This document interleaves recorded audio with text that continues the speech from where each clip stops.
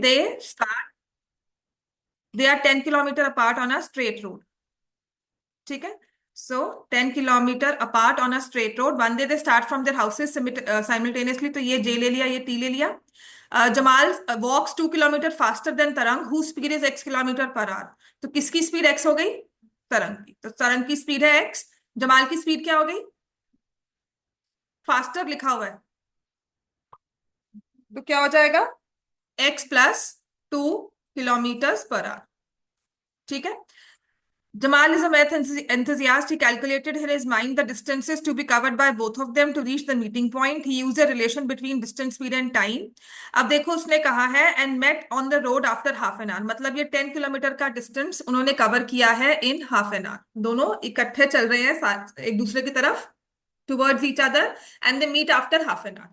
ठीक है, तो अब उसने देखो यूज किया है formula distance is equal to speed into time to calculate the distance covered by Tarang. ठीक है, तो डिस्टेंस कवर्ड बाय तरंग क्या होगा? तरंग की स्पीड आपके पास है, आधे घंटे बाद मिलते हैं, तो Tarang has walked for half an hour.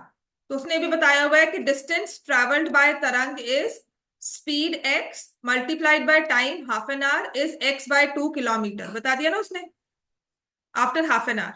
So based on the above information answer the following questions. अगर मैंने इसके बेसिस पर if I have written the distance covered by Tarang, तो can you find the distance covered bye Jamal?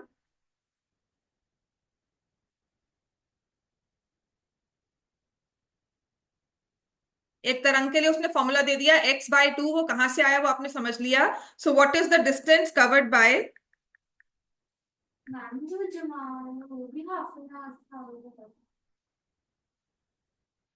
They started and they met after half an hour, तो क्या हो जाएगा?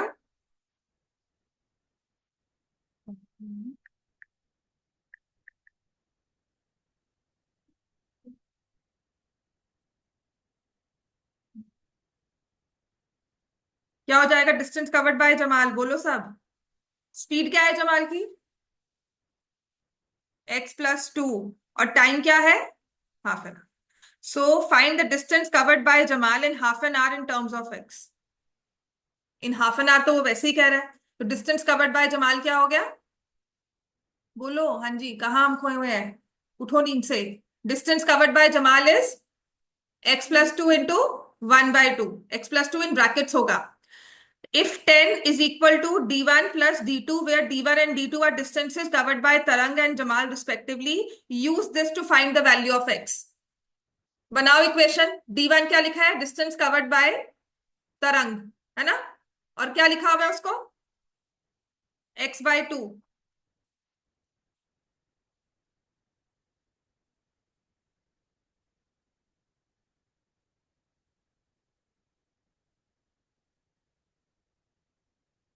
बनाओ इक्वेशन, क्या बनेगी हमारे पास? 10 is equal to d1 plus d2 कहा है, तो 10 is equal to what is d1? बोलो क्या है? x/2। And what is d2? Upon 2। तो हमारी इक्वेशन बन गई x में, तो कहते हैं find the value of x। निकाल सकते हैं हम x की वैल्यू क्या आएगी?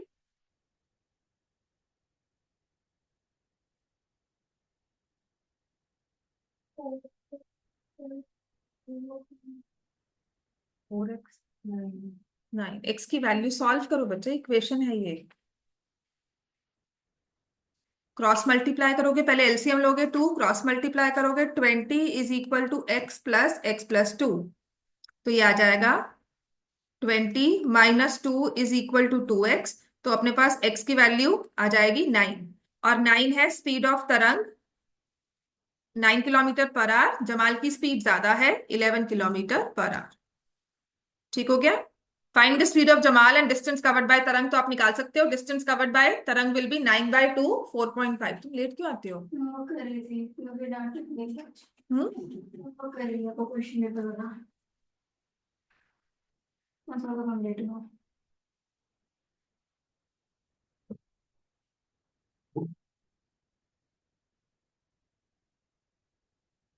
एक मृदुल नहीं आया बस, है ना अभी। पता है किसी को उसका आएगा कि नहीं आएगा? नहीं। क्लियर हो गया ये सबको? एक्स की वैल्यू आ गई। Third part, everyone, speed of Jamal क्या है? बोलो सब, आंसर दो मुझे। Speed of Jamal 11 kilometre per our. And what is the distance covered by तरंग? हाँ जी बोलो कृष्ण, क्या है डिस्टेंस कवर्ड बाय तरंग? कहाँ खड़े हो? हाँ। उसके बाद which diagram correctly shows the position of their meeting point P. तो इसके लिए दूसरी वाली फिगर को, दूसरे वाले पेज को, नेक्स्ट पेज पे लिखा हुआ ना, इसको देखते हैं चलो।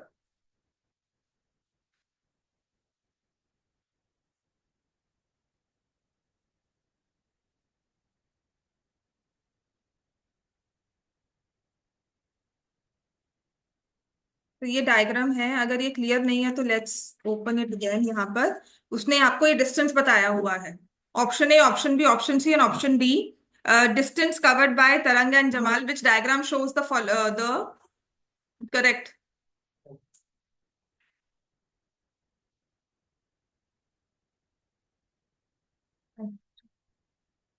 तो कौन सा डायग्राम इनमें सबसे सही है? अगर ये सही नहीं दिख रहा है, 4 किलोमीटर और 6 लिखा हुआ है।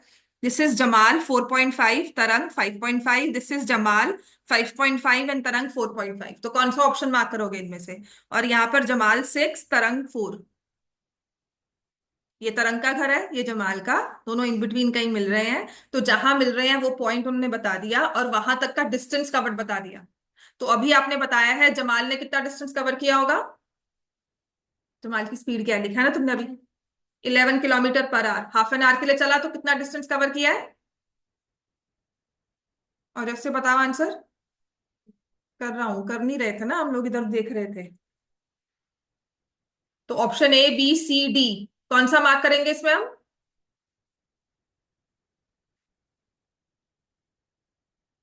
How much has Jamal covered and how much has Tarang covered? Tarang का डिस्टेंस पीछे भी निकाला ही था, कितना है? 4.5। ठीक है ना? तरंग ने डिस्टेंस कितना कवर किया है? 4.5। और जमाल ने कितना कवर किया है? 5.5। तो इसमें से ये ऑप्शन सी नहीं मार्क करेंगे? बी कैसे आ गया? हमको गलत देख। अच्छा। हाँ तभी कह रही हूँ, ध्यान से देखो, गलत क्यों देखा हमने यहाँ से। उधर से गलत देख, उधर से देख। दिस इज जमाल 5.5, यहां से तरंग 4.5। This is there meeting point. तो यहां से जमाल गोज, यहां से तरंग ने लिया, का डिस्टेंस कवर हुआ total 10 kilometre. And they meet at a point which is 4.5 kilometre from Tarang place and 5.5 kilometre from Jamal place. ठीक होगी बात है? ये तो तुम्हें मैंने करवा के भेजा था। तो तुमने वो भी गलत किया जो तुम्हें करवाए हुए क्वेश्चन है। चलो इसमें से देखो। In a school, x plus y teachers, x square plus y square girls, x cube plus y cube boys arranged organised a campaign on Beti Bachao Beti Padhao. The number of girls are 63 and xy is 9। तो number of girls लिखा है, और इन तीनों में से देखो उसने लिखा है x plus y are teachers, x square plus y square are girls and x cube plus y cube are boys. और फिर दे दिया नंबर ऑफ गर्ल्स आर 63 और एक्स वाई की वैल्यू 9 है। मैं तुम्हारे पास सारी इंफॉर्मेशन ये लिख दी है। x plus y is equal to number of teachers, x square plus y square number of girls, x cube plus y cube number of boys. Further लिखा है number of girls are 63 and x y is 9। ठीक है? तो number of teachers participating in the campaign, the first question says number of teachers participating in the campaign. क्या निकालना है हमें? अगर नंबर ऑफ गर्ल्स 63 है तो x square plus y square किसके इक्वल दे दिया? 63। तो अब मेरे पास ये क्वेश्चन बन जाता है, x square plus y square is 63, x y is 9। किसकी वैल्यू फाइंड करनी है? Number of teachers. तो हमें कौन से एक्सप्रेशन की वैल्यू फाइंड करनी है? बताओ इसको कैसे सॉल्व करोगे? किसको स्क्वायर करोगे? हाँ, तो एक्स प्लस वाई का होल स्क्वायर जो है ना, मैंने उसको लिखा कि उसका फॉर्मूला होता है x square plus y square plus x plus y whole square plus 2xy। तो यहां पर पुट द वैल्यूज। तो x प्लस वाई की तो वैल्यू मुझे चाहिए, यहां से x square plus y square will come 63, 2 into 9। हाँ, तो x प्लस वाई का होल स्क्वायर किसके इक्वल आ गया? 81। तो x प्लस वाई किसके इक्वल आ गया? क्योंकि number of teachers can not be negative, तो ऑब्वियसली मार्क 9। समझ में आ गई बात है? So this is number of teachers are 9। Number of boys, इसके बाद सेकंड पार्ट है find the number of boys. So you have x plus y as 9, x square plus y square as 63, x y as 9। तो आपको अब क्या निकालनी है? X cube plus y cube की वैल्यू।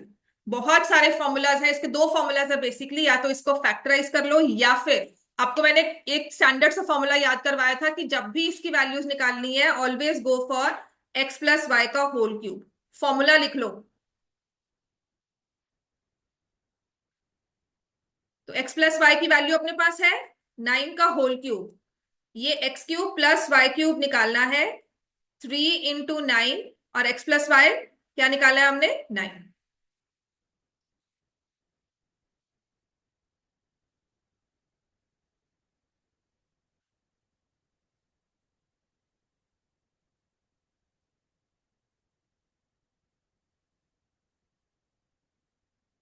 क्या आंसर आएगा इसका?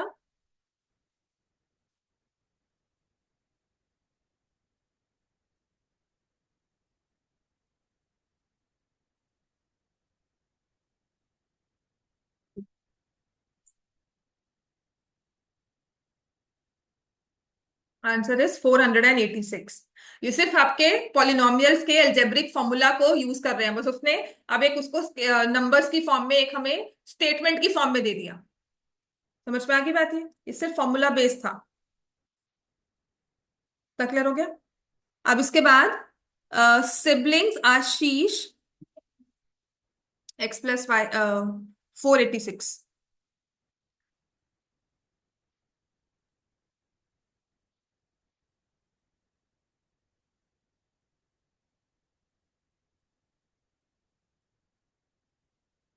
Siblings Ashish and Amrita wanted to start a business together, ये तो मैंने आपको करवाया ही है। They decided to share their amounts depending upon the variable expenditure. The amount of two partners is given by the expression 12x square minus 11x minus 15 which is product of their individual share factors। ये तो मैंने आपको करवा के भेजा ही था, है ना? आपके भी केस स्टडी आया हो, तुम्हारे में भी, तुम्हें भी करवाया था ये। तो वो तो बच्चे इनहेरेंट क्वेश्चन था। जब क्यूब दिए तो क्यूब की लगेगी ना, स्क्वायर दिया। क्या है तुम्हारे फोन में? रख साइड पे, क्या है? तो रख साइड पर उसको, रखो साइड पे, बैक पे रखो। इसको तो हमें फैक्टराइज करके you have to find the individual shares and total expenditure when x की वैल्यू 100 है, तो आपने उसमें एक्स की वैल्यू को 100 पुट करना है, विल गेट द आंसर। समझ में आ गया? ये हो गया हमारा।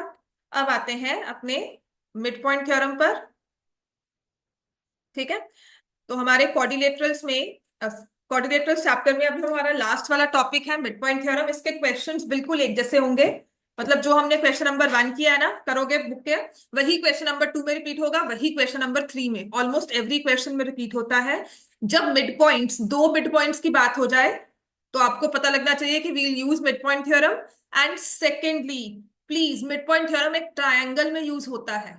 ठीक है, तो क्वाड्रिलेटरल में मिड पॉइंट थ्योरम हम नहीं लगाएंगे, हमेशा एक ट्रायंगल बनाएंगे और कोशिश करेंगे ट्रायंगल बन जाए और उसमें हम मिड पॉइंट थ्योरम यूज कर सके। और हमारे पास दो डिस्टिंक्शंस हैं, देखो, एक तो है मिड पॉइंट थ्योरम, ठीक है, एक तो हमारे पास है मिड पॉइंट थ्योरम, और एक है उसका कन्वर्स। दोनों में डिफरेंशिएट करना, दोनों को समझना बहुत ही जरूरी है। मिड पॉइंट थ्योरम क्या है? जहां पर हमें दो मिड पॉइंट्स गिवन है, ठीक है, D and F are the mid points, उनको हमने, D and E are the mid points, हमने उनको ज्वाइन कर लिया, then it will be parallel to the third side BC equal to half of it. ठीक है, तो गिवन है मिड पॉइंट में two mid points D and E. समझ में आ गया? गिवन है two mid points D and E, so DE is parallel to BC and DE is equal to half of BC. ये assertion रीजनिंग में question आता है, स्टेटमेंट जो क्वेश्चन होता है ना उसमें हम यूज मिड पॉइंट थ्योरम कर रहे हैं, लेकिन रीजनिंग में कन्वर्स दे दिया, और हम काफी बारी मार्क कर देते हैं कि रीजनिंग एक्सप्लेन्स assertion, जबकि वो गलत है, दोनों सही है पर एक्सप्लेन नहीं कर रहे आपस में। बात समझ में आई? इसीलिए मैं बार बार डिफरेंस इसको हाईलाइट कर रही हूँ कि जब हमने मिड पॉइंट थ्योरम देखना है, क्वेश्चन मिड पॉइंट थ्योरम का हो, मतलब हमने यूज मिड पॉइंट थ्योरम की, 2 मिड पॉइंट्स को यूज किया, और स्टेटमेंट रीजनिंग में दी हुई है मुझे कन्वर्स, है ना, और हमें लगेगा मिड पॉइंट थ्योरम के बारे में बात हो रही है, ऐसा नहीं है। ठीक है, तो अगर मिड पॉइंट यूज कर रहे हो, 2 मिड पॉइंट्स यूज कर रहे हो, तब वो मिड पॉइंट थ्योरम है। कन्वर्स में ओनली 1 मिड पॉइंट। ठीक है, कन्वर्स में डिफरेंस क्या है? Only 1 mid point and parallel line. ये पैरेलल लाइन गिवन होगी। मिड पॉइंट थ्योरम में पैरेलल लाइन को हमने लिया था, हमने रिजल्ट निकाला था कि वो पैरेलल होती है, लेकिन कन्वर्स में मिड पॉइंट से पैरेलल लाइन गिवन होगी, मिड पॉइंट से पास करते हुए लाइन पैरेलल होगी। ठीक है, एंड देन इससे हम प्रूव करते हैं कि if from 1 midpoint parallel to second side, तो बाइसेक्ट द थर्ड साइड, दूसरे मिड पॉइंट को मिलेगी। तो ये सेकंड मिड पॉइंट हमें रिजल्ट में मिलेगा। यहां पे 2 मिड पॉइंट्स था, पैरेलल लाइन रिजल्ट में मिल रही थी, यहां पे 1 midpoint parallel line, second midpoint इसके रिजल्ट में मिल रहा है। ठीक हो गया इतना? This is difference, basic difference between mid point and उसका कन्वर्स। इतना ठीक है बेटा? सबको क्लियर है ना ये? अब आते हैं इसके बाद एग्जाम्पल नंबर 7।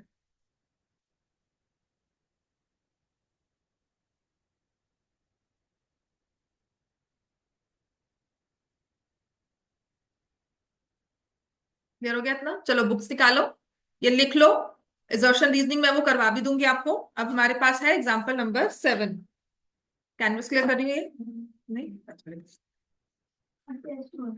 कहाँ पे? स्कूल में? कौन सा चैप्टर? इसी का एक बार ले लो, एक बार बुक के क्वेश्चंस तो एक्स्ट्रा भी थे, बुक फिर तो हो गए होंगे कि नहीं? सारी चीज़ बस एक उन्होंने हाईलाइट किया था एंगल बाइसेक्टर्स का। उन्होंने काफी मैं डिस्कस करके पूछ रहे थे वो लोग। मैं पूछ के बता दूंगी कि इसकी मार्क्स मिलेंगे।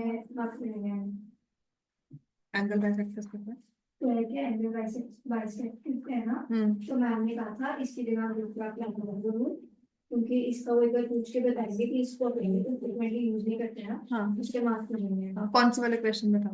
Question number 2 8.2 8.9। हाँ, तो उसमें एंगल बाइसेक्टर्स नहीं लिखते ना, मैंने कब एंगल बाइसेक्टर करवाया उसको? मैंने नहीं करवाया कुछ। उसका ऑल्टरनेट है ना, ऑल्टरनेट इंटीरियर एंगल्स। मैंने दूसरा वाला मैंने एडजेसेंट एंगल से लिया। वो नहीं करते, वो नहीं लेते, और टीचर्स मानेंगे नहीं आपको, इसीलिए कह रहे हैं। उसको फिर आपको प्रूव करना पड़ेगा। ठीक है, कि ये देखिए यहाँ पे भी रिजल्ट कर रहे हैं कि रोम्बस है तो एंगल बाइसेक्टर है, तो आप उसको एज अ क्वेश्चन ले रहे हो, प्रॉपर्टी नहीं ले रहे। ठीक है, वो एमसीक्यूज में हेल्प होता है। अभी वही जो चीज कॉन्ट्रोवर्शियल हो जाती है ना, फिर वो एक टीचर एक्सेप्ट भी कर ले, दूसरा नहीं एक्सेप्ट करता है। ठीक है, question number example number 7। L M N are 3 parallel lines. अच्छा, ये ना इंटरसेप्ट थ्योरम हुआ करती थी, अभी आपको क्वेश्चन की फॉर्म में है। Back like 20 years back if I talk about हमारी 9th क्लास, तो ये हमें इंटरसेप्ट थ्योरम की फॉर्म में आता था कि 3 पैरेलल लाइंस है। ब्रॉडली ये थ्योरम क्या कहती है, या ये क्वेश्चन क्या कहता है? There are 3 parallel lines given. ठीक है, सो व्हेनेवर 3 और more parallel lines are given to you, और कोई एक ट्रांसवर्सल उसको पास कर रही है। ठीक है, there are 3 parallel lines given to you, L, M and N। ये 3 पैरेलल लाइंस हमें गिवन है, और एक ट्रांसवर्सल ना P इसको पास करते हुए जा रही है इन सच अ वे। अब इंटरसेप्ट क्या होता है? देखो, कोऑर्डिनेट में इंटरसेप्ट किया था, लाइन का वो अलग है, intercept made by line on axis, और यहां पर पैरेलल लाइंस में इंटरसेप्ट अलग होते हैं। ठीक है, इंटरसेप्ट का अगर आप बाय वर्ड मीनिंग जानो, इंटरसेप्ट मतलब इन बिटवीन जो रखा हुआ है, इंटरसेप्टेड मतलब हमने जो इन बिटवीन स्पेस या इन बिटवीन पॉइंट रखा हुआ है, इन बिटवीन जो हमारे पास डिस्टेंस है, इंटरसेप्ट। ठीक है, तो अगर हमने कोऑर्डिनेट में इंटरसेप्ट किया था, तो वो क्या था कि अगर एक लाइन इंटरसेक्ट करी एक्स एक्सिस को from origin to the intersection point on x axis, this is x intercept, तो वो इंटरसेप्ट अलग है, यहां पर वाई इंटरसेप्ट हो गया।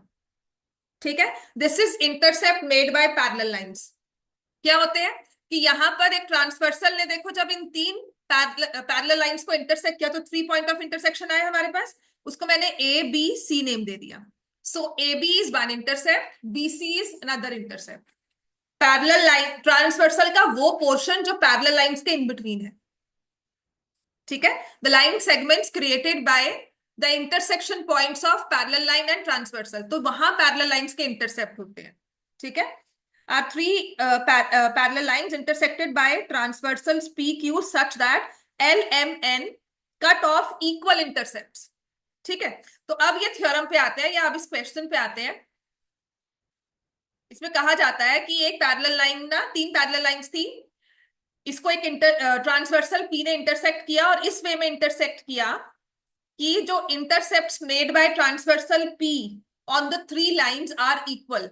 इसका मतलब LMN parallel P is transversal, तो ये हमें गिवन है कि AB is equal to BC, ये गिवन है, ठीक है। Such that intercepts made by line transversal P on these three parallel lines are equal, कि AB और BC आपस में इक्वल है। Figure is not as per scale, लेकिन हमें गिवन ये है कि AB और BC आपस में इक्वल है। तो अब ये कहते हैं कि अगर मैं एक और transversal in three parallel lines पे ड्रॉ करूं, लेट मी से मैंने Q को ड्रॉ किया, पैरेलल लाइन हो गई Q, उसको ड्रॉ किया, ठीक है। तो कहते हैं ऐसे कोई भी एक हम ट्रांसवर्सल ड्रॉ करें इन थ्री पैरेलल लाइंस पर, तो वो जो ट्रांसवर्सल इंटरसेप्ट बनाएगी ना, वो भी इक्वल होंगे, ठीक है। तो Q ने इंटरसेक्ट किया लेट मी से पॉइंट DEF पर, तो हमें टू प्रूव करना है DE is equal to EF। अगर दो इंटरसेप्ट किसी एक ट्रांसवर्सल के इक्वल हो जाते हैं, तो किसी और ट्रांसवर्सल के इंटरसेप्ट भी इक्वल होंगे। समझ में आ गई बात है। कंस्ट्रक्शन में क्योंकि हम अगर मैं AB को BC के इक्वल कर रही हूं, तो यहां पर B is the mid point of AC, ठीक है, और पैरेलल लाइंस गिवन है, तो कंस्ट्रक्शन में कोशिश करूंगी ट्रायंगल बन जाए जॉइन AF, क्योंकि या तो कॉन्ग्रुएंसी प्रूव करनी है या कुछ और है ना। सो जॉइन AF कर दिया और इस इंटरसेक्शन पॉइंट को G नेम दे दिया। देखोगे बच्चे सबको ये बात समझ में आ गई। इंटरसेप्ट्स ऑन पैरेलल लाइन समझ में आ गया ना, कौन से होते हैं। कोऑर्डिनेट के इंटरसेप्ट अलग है, ये अलग है, वहां पर उसको X इंटरसेप्ट Y इंटरसेप्ट बोला जाता है। इतना क्लियर हो गया। अब इसका प्रूफ लिखते हैं। अब मुझे आप बताना कि इसमें हम थ्योरम कौन सी यूज करेंगे। क्या दो ट्रायंगल हमें दिख रहे हैं, कौन से वाले, ACF and ADF। Why I take ACF and not ABG? क्योंकि अगर ACF लेती हूं तो B उसके लिए क्या बन जाता है, AB इक्वल टू BC दिया हुआ है, तो B is the mid point of AC। बात क्लियर हो गई। तो इन ट्रायंगल ACF, अब आप मुझे इसमें थ्योरम बताओगे हम कौन सी यूज कर रहे हैं। मैं लिख रही हूं in triangle ACF since B is the mid point of AC and BG is parallel to CF. BG is parallel to CF, तो क्या रूल यूज होगा इससे। Therefore, पहले हम क्या लिखेंगे, hence by midpoint और कन्वर्स, कन्वर्स क्योंकि एक मिड पॉइंट फिर parallel line, so hence by converse. अपनी टीचर से पूछा कि ये कन्वर्स ऑफ मिड पॉइंट लिख दे तो काफी है कि पूरा रूल लिखना पड़ेगा। Converse of mid point theorem.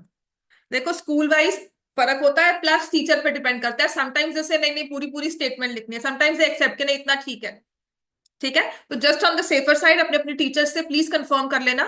Bye converse of mid point theorem क्या लिखेंगे, G is the mid point, किसका है G mid point of AF। अब इस चीज को दूसरे वाले ट्रायंगल में यूज करना है, कौन सा लेंगे अब,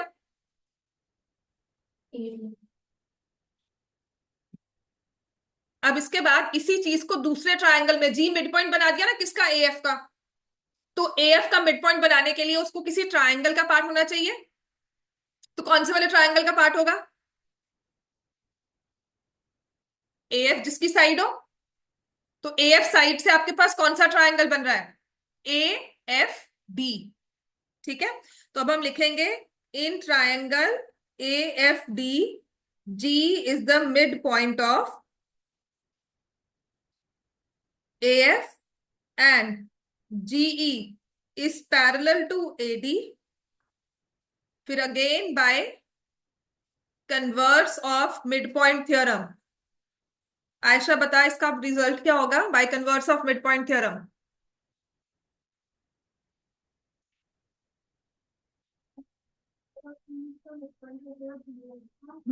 E is the midpoint of DF बस by converse of midpoint theorem E is the midpoint of DF। या फिर हमारे पास रूल आ जाएगा और we can say from here DE is equal to EF, hence proved।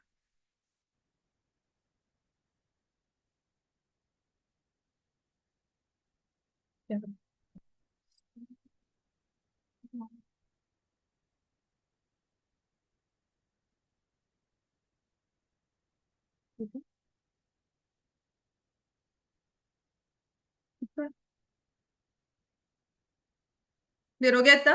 Exercise 8.2 question number 1 सबने लिख लिया ना? ये exercise 8.2 question number 1। Maximum Sunday तक आपका ये चैप्टर पूरा होना चाहिए, थोड़े बहुत एक्स्ट्रास के साथ। सारे नहीं करवा पाऊंगी एक्स्ट्रास, पर आपके साथ वर्कशीट शेयर किया मैंने, कोऑर्डिनेटर्स की नहीं थी ना अब तक। मैं भी भेज देती हूँ, तो उसके बाद क्वेश्चंस ट्राई कर लेना, मिड पॉइंट के भी हो जाए इस संडे। क्यों? हाँ, इसके बाद कौन सा? हाँ, इसके सारे क्वेश्चंस एक जैसे ही हैं।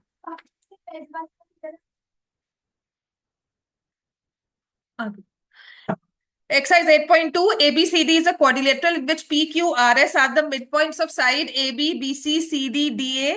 AC is the diagonal, show that।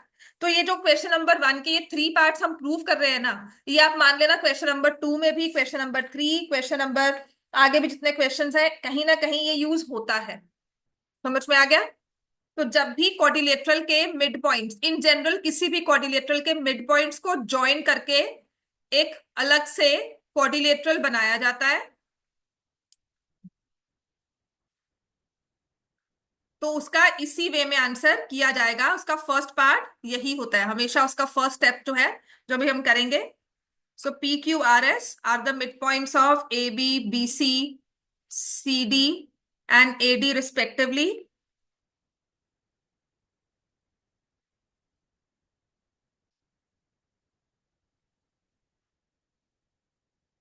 AC is the diagonal, तो उसने AC को ज्वाइन करके बट उसको डॉटेड लाइन में ज्वाइन किया है।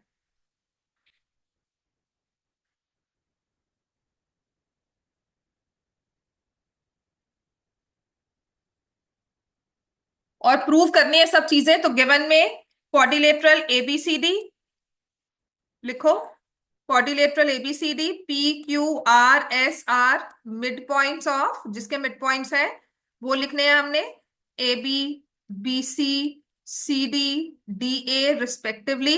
ए सी इज द डायगोनल। और टू प्रूव में हमारे पास वो 3 जो पॉइंट्स है वो एज इट इज लिखो इस पे। S R parallel A C, S R is half of A C, P Q is equal to R S and P Q R S is a parallel.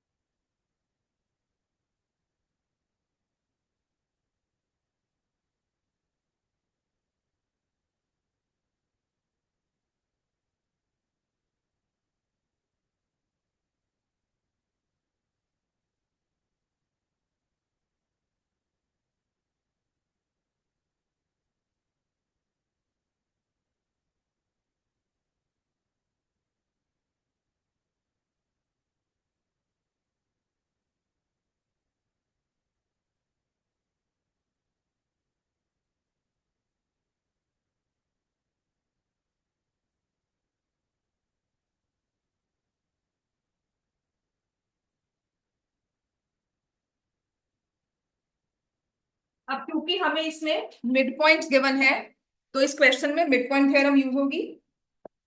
ठीक है। हम्म हम्म तो इसमें अब हम हमारा जो प्रूफ स्टार्ट होगा, देखो एसी को ड्रॉ करने का मतलब है कि हमने क्वाड्रिलेटरल में दो ट्रायंगल्स ड्रॉ कर दिए। ठीक है। तो सबसे पहले हम लेते हैं इन ट्रायंगल ए बी सी, दो मिड पॉइंट्स गिवन है, कौन कौन से बताओ।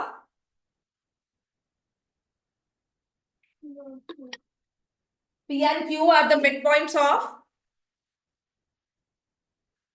P and Q are midpoints of AB and BC respectively. midpoint लगेगा, उसका कन्वर्स लगेगा बाय, बताओ midpoint और converse of midpoint by midpoint theorem. PQ is parallel to AC and PQ is equal to half of AC. अच्छा, proof तो हमें SR करना है ना? तो ट्रायंगल कौन सा लेना चाहिए था? ACD.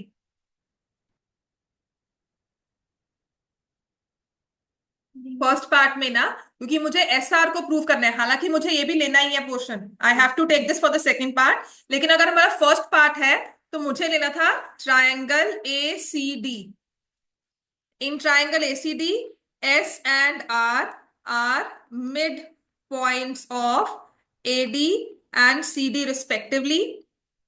Therefore, by midpoint theorem, ये पहले आएगा हमारे पास, SR is parallel to AC and SR is equal to half of AC.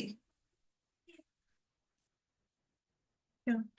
ये सेकेंड पार्ट के लिए प्रूव करना है ना बेटा?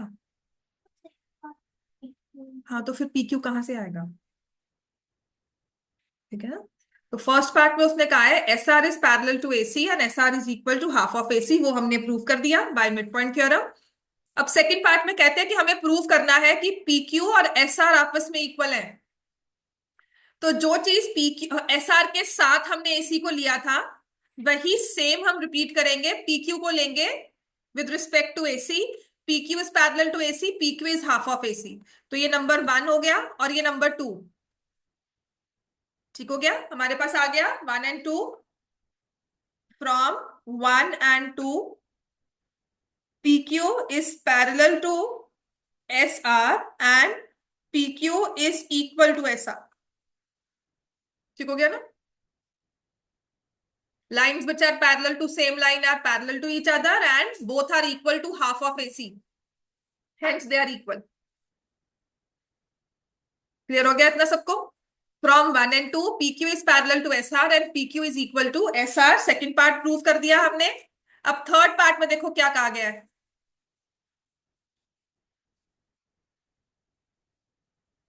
थर्ड पार्ट में क्या कहा गया है? PQRS is a parallelogram.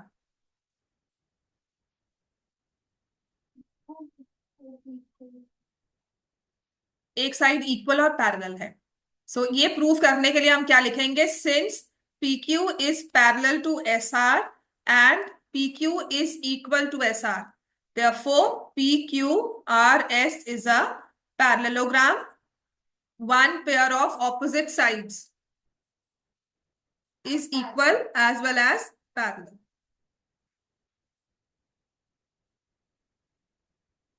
समझ में आ गया?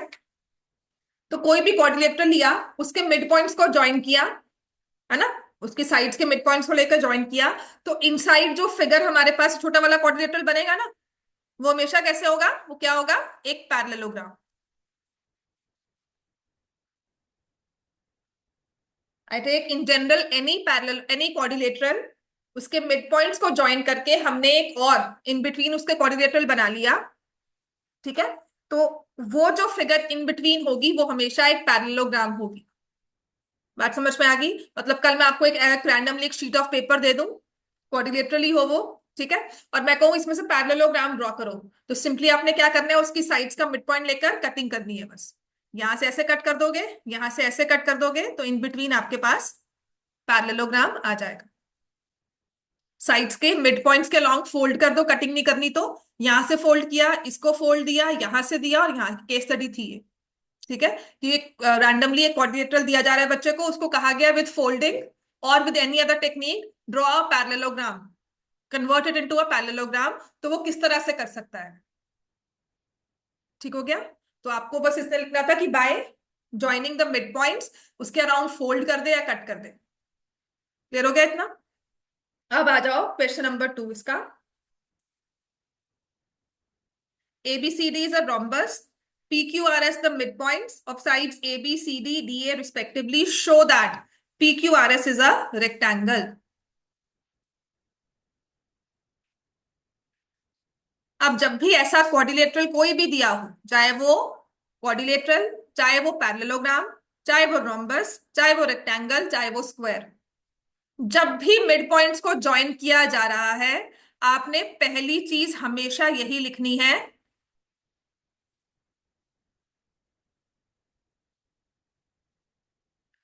to prove the quadrilateral formed by joining midpoints is a parallelogram. जैसे मेरे पास ये है A, B, C and D is a rhombus. Given AB, CD is a rhombus. PQRS इसके midpoints है of side AB, BC, CD, AD respectively. इन चारों को कहते हैं ज्वाइन करेंगे ना, तो तब भी एक क्वाड्रिलेटरल बन रहा है, और वो जो क्वाड्रिलेटरल है वो एक रेक्टेंगल है, आपको ये प्रूव करना है। तो ऐसे सभी क्वेश्चंस में इनहेरेंटली जो फर्स्ट पार्ट होगा वो यही होगा, to prove PQRS is a parallelogram. ठीक है, so PQRS are mid points of AB, BC, CD, AD respectively to prove PQRS is a rectangle.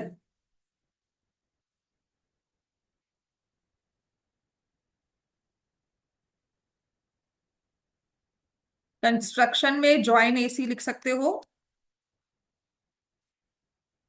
ठीक है, अभी तो ज्वाइन AC करेंगे और BD को भी ज्वाइन करना पड़ेगा, पर अभी फिलहाल के लिए मैंने AC को ज्वाइन किया है, और क्योंकि ये कंस्ट्रक्शन है तो हमें डॉटेड लाइन ड्रॉ करनी चाहिए।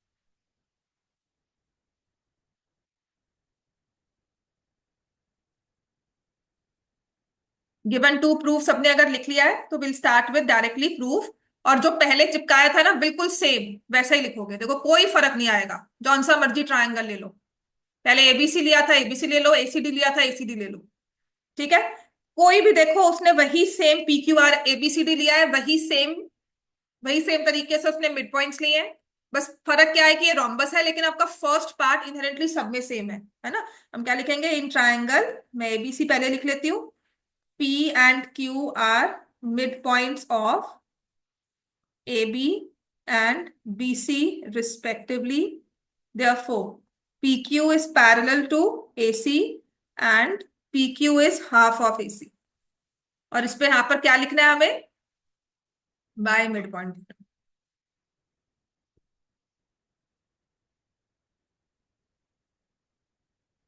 और फिर सेकंड पार्ट क्या आ जाएगा? Similarly in triangle ACD S and R are midpoints of AD and CD respectively. Therefore, by midpoint theorem, SR is parallel to AC and SR is half of AC. अब third question जब लिखोगे ना तो first part यही आएगा।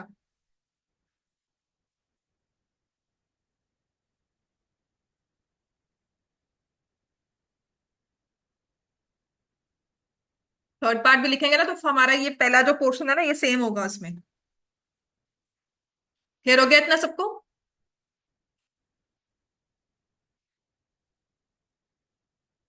From 1 and 2, ये 1 और ये 2, तो यहां लिखेंगे from 1 and 2 PQ is parallel to SR and PQ is equal to SR. है ना? And since one pair of opposite sides is equal as well as parallel, since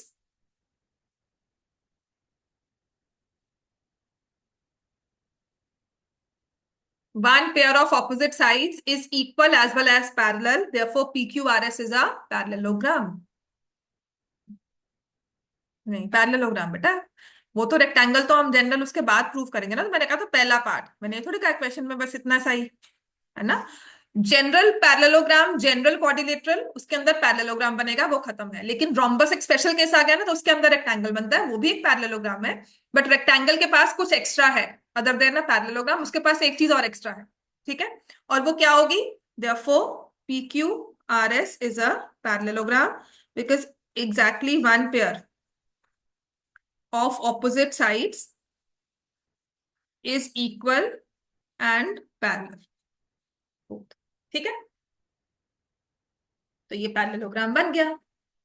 अब इसके बाद हमारा क्या प्रूफ करना है इसको? रेक्टेंगल। अच्छा, एक पैरेललोग्राम रेक्टेंगल कब बनता है? जब उसका कोई भी एक एंगल 90 हो जाए। तो मतलब इस PQRS में से 4 ट्रायंगल्स है ना, उनमें से कोई भी एक 90 प्रूव कर लो। अब रोम्बस में क्या 90 डिग्री का एंगल आता है? कौन सा?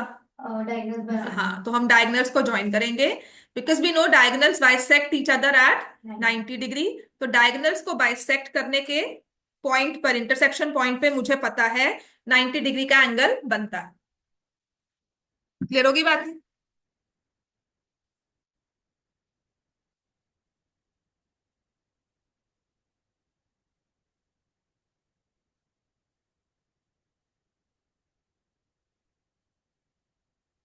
तो जहां पर ना डायगोनल्स को ये PS और PQ इंटरसेक्ट कर रही है ना, मैंने उसको M और N नेम दे दिया,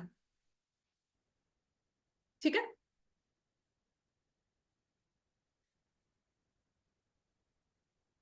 आपको पता है ना PQ जो है वो AC को पैरेलल है, पता है ना, ये PQ is parallel to AC। तो can I say PN is parallel to MO? अगर पूरा PQ AC को पैरेलल है तो ये PN MO को पैरेलल होगा, हो जाएगा ना। क्या ये प्रूव कर सकते हो कि PS पैरेलल BD को है? ये जो PS है ये BD को पैरेलल है, प्रूव कर सकते हैं ना हम ये। तो क्या मैं कह सकती हूं कि PM ON को पैरेलल होगा? Parts of parallel lines. तो जो छोटा सा अंदर हमारा रोम्बस, जो नीचे PQRS क्वाड्रिलेटरल था या पैरेललोग्राम था, उसमें छोटा सा पोर्शन है PNOM, इसके बारे में हम क्या बोल सकते हैं? क्या क्या है ये? रेक्टेंगल नहीं है। पहली चीज तो हम क्या खोलेंगे, इसको हमने ऑपोजिट साइड्स को पैरेलल प्रूफ किया है, तो क्या हो जाएगा? पैरेललोग्राम। इसको आप पैरेललोग्राम लिखो, रेक्टेंगल मत लिखो, ठीक है। उसके बाद opposite angles of parallelogram are equal, तो एंगल PB हमारे पास क्या आ गया? 90 डिग्री। बात समझ में आ गई? फर्स्ट पार्ट तो हमारा सबको समझ में आ गया ना, फर्स्ट पार्ट हमारा ऑलमोस्ट सबके लिए सेम है। अब मैं इसको फर्स्ट पार्ट को इरेज करके सेकंड पार्ट जो लिखूंगी कि पैरेललोग्राम प्रूव करना सब में सेम रहेगा। अब फर्दर एज पर क्वेश्चन हम उसे प्रूव करेंगे रेक्टेंगल। तो रेक्टेंगल के लिए ना पैरेललोग्राम में फर्दर मुझे एक 90 डिग्री का एंगल चाहिए, ठीक है। So we know PQ is parallel to AC, PQ is parallel to AC proved above. Therefore, PN is parallel to MO, parts of parallel lines. ठीक है। Similarly, PS is parallel to BD on the similar lines by midpoint theorem, है ना। PS is parallel to BD और PM is parallel to NO, parts of parallel lines। अब इन दोनों से since PN is parallel to MO and PM is parallel to NO, therefore PMON is a parallelogram.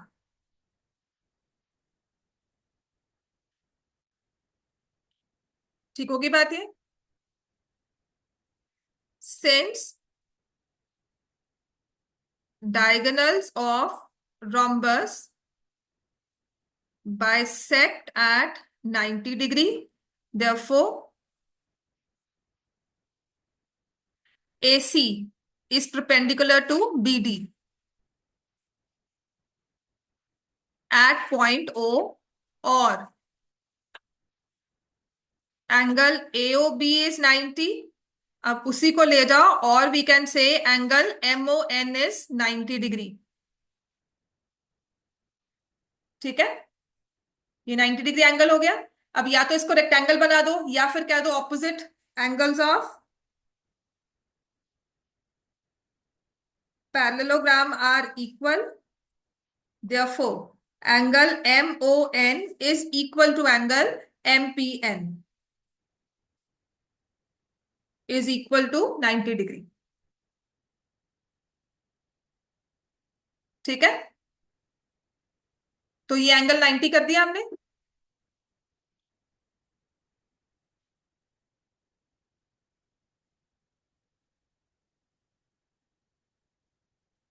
MPN is 90 और SPQ और angle इसके साथ ही लिख दो. एंगल MPN के बाद ना हम एंगल SPQ ले लेंगे. ठीक है ना, क्योंकि हमें तो PQRS में जाना है ना, तो हम लिखेंगे और इसके बाद और angle SPQ is equal to 90 degree. ठीक है, PQRS is a parallelogram and angle P is 90 degree. A parallelogram with one angle 90 degree is a rectangle. Therefore, PQRS is a rectangle.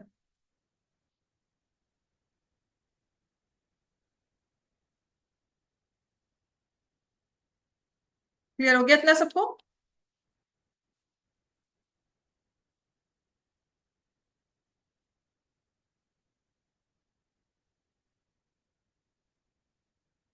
तो इन जनरल कोई भी quadrilateral होगा, उसके midpoints को join किया तो अंदर पैरेललोग्राम बनेगा. अगर आप पैरेललोग्राम के मिड पॉइंट्स को ज्वाइन कर रहे हो तब भी पैरेललोग्राम बनेगा.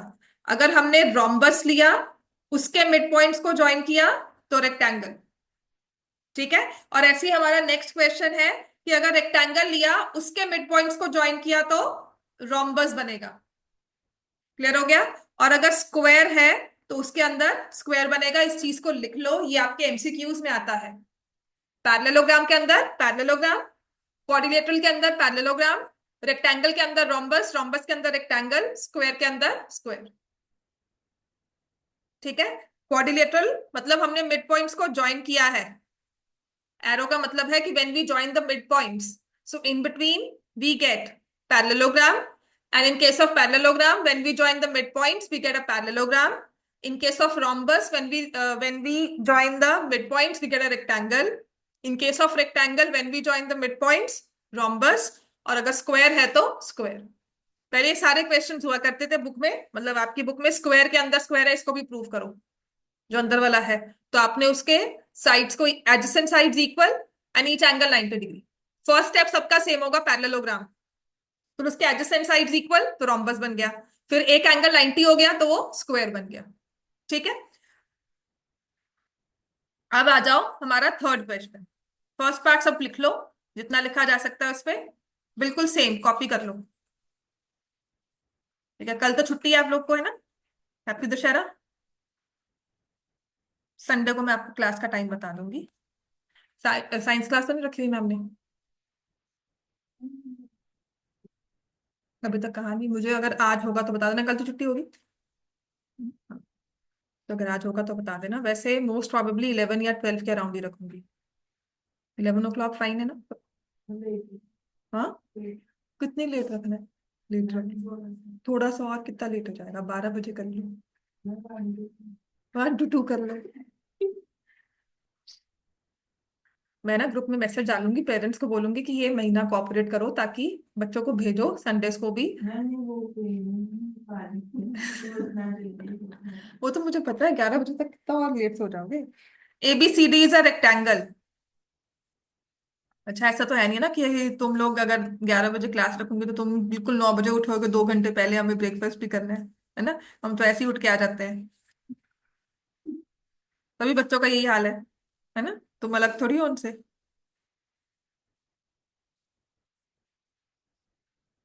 सो ABCD इज अ रेक्टेंगल। देखो फर्स्ट पार्ट बिल्कुल सेम होगा, PQRS आर द। अब जैसा हमने ना, आपने पिछले 2 क्वेश्चंस में PQRS के बारे में लिखा है ना, वही सेम यहाँ पे सेम टू सेम चिपका दो AC डायगोनल को लेकर।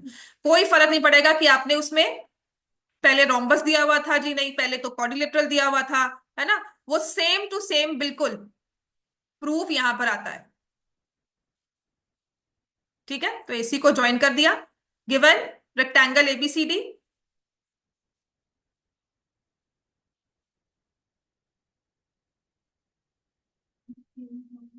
नहीं लिखो,